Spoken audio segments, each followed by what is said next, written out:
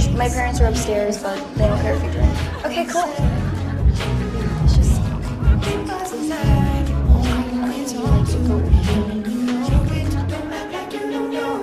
All of these things people told me keep messing with my head.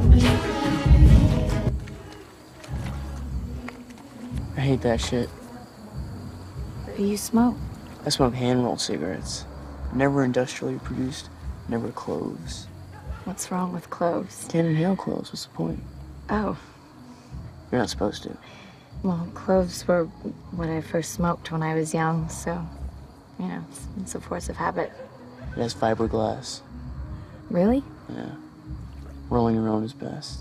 Also, like, I'm trying to, as much as possible, not participate in our economy. I don't like money. So, I'm trying to live by bartering alone. But doesn't Catholic school cost money? Yeah, the diocese were super into it.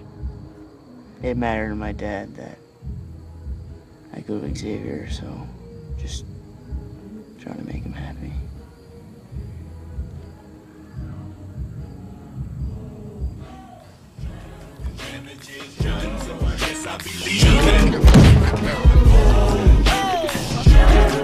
I don't want to have sex yet. I haven't had sex yet with another person.